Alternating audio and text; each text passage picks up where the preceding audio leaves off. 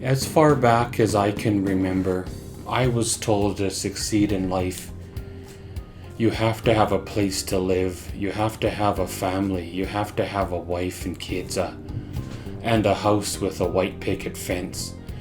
You have to be educated to get the good jobs. Without all that, you don't have a purpose to life. I remember also being told that if you love your wife, then you're to buy her a big diamond ring.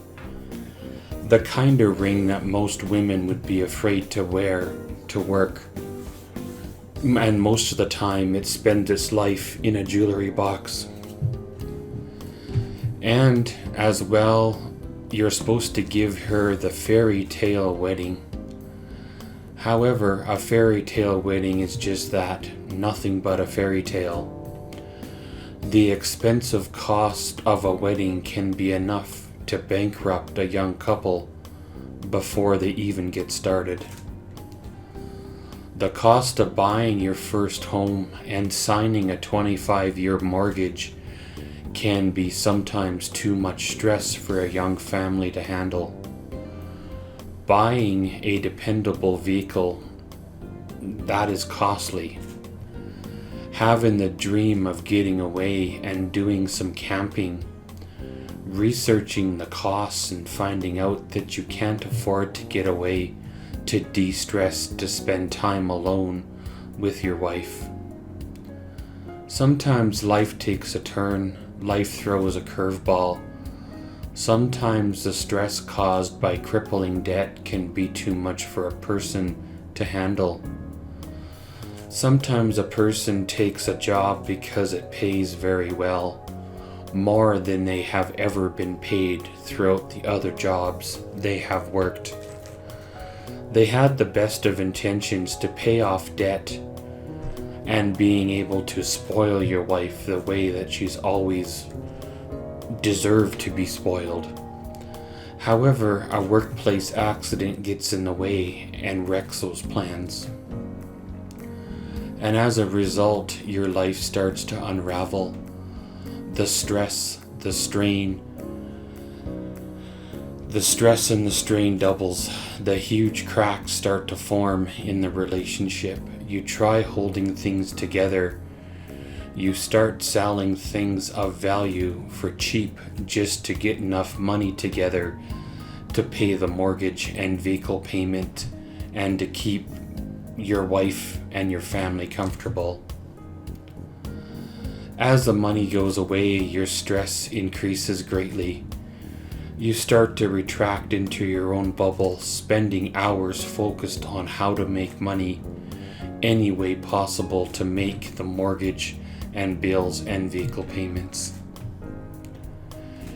Your wife starts hanging around with people other than you.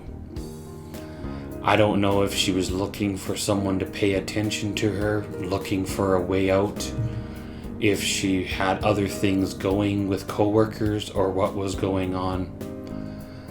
But she was looking for the life that she always wanted, looking for a life that I couldn't give her, looking for that free and easy life that she once had before she met me. She starts sleeping in the spare room, start having secretive phone calls, start leaving early for work and coming home late from work. At this point, basically your relationship is already over. It's just a matter of time before you realize it and pull the plug. One day she makes the choice for you and bails on the sinking ship.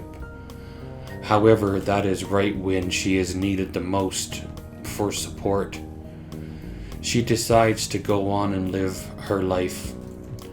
You struggle to make ends meet on your own. You live without power, out gas for a few months. You live with the constant threats of water being disconnected. You live without all the things. All of these things could have been avoided if I wouldn't have had that workplace accident if my wife would have stayed to help with things.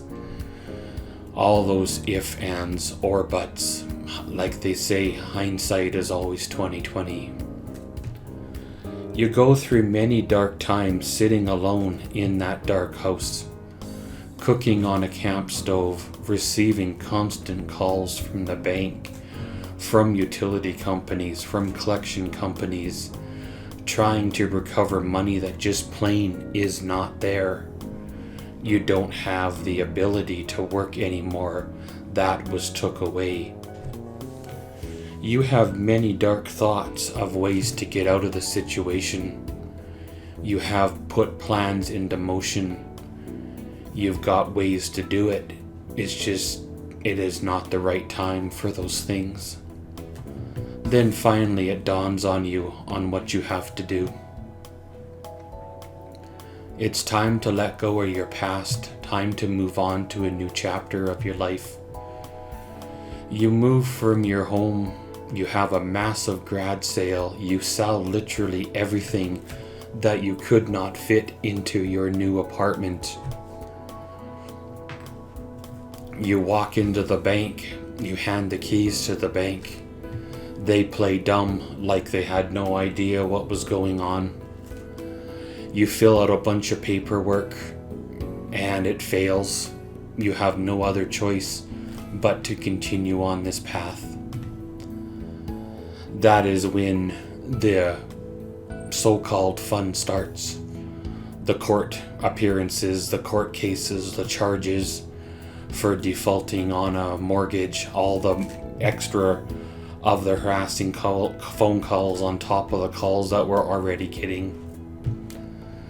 You spend the next few months alone just trying to make sense of things, trying to work through what happened over the last few years, replaying over and over again in your head the things that happened, trying to see where you went wrong, trying to figure out what you could have done different.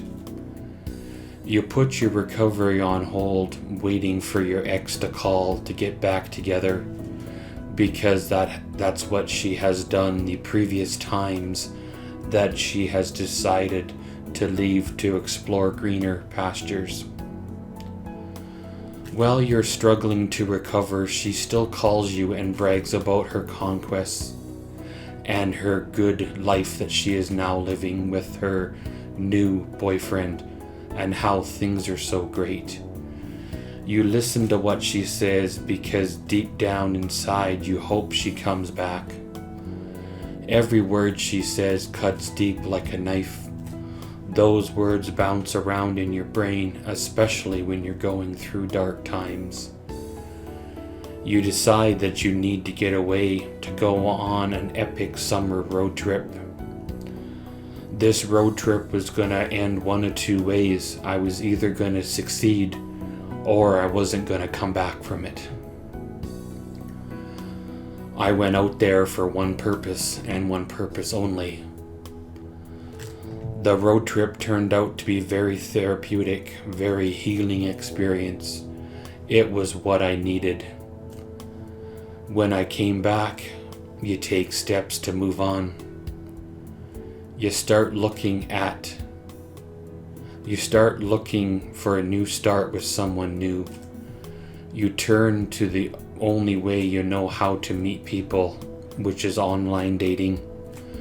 You try to connect with those who are out there, but the dating world has changed so much in those 14 years that you were in the relationship that you feel left out, you feel behind. It's almost like it's a new world out there, and those that are out there are into things that you're not into. And if you don't fall for this modern way of living, then there's something wrong with you. You try to find someone out there who's not a total mutant, but you can't seem to find a non-mutant human female out there. You get apprehensive, you shy away from the potential of more heartbreak. You retract back into your bubble, start living your secluded life again. This is not a good thing, however, it kinda is what it is. I barely survived the last relationship. I'm not sure if I can handle another round of nonsense that a new one can bring. Thanks for listening. Comment, subscribe, and enjoy.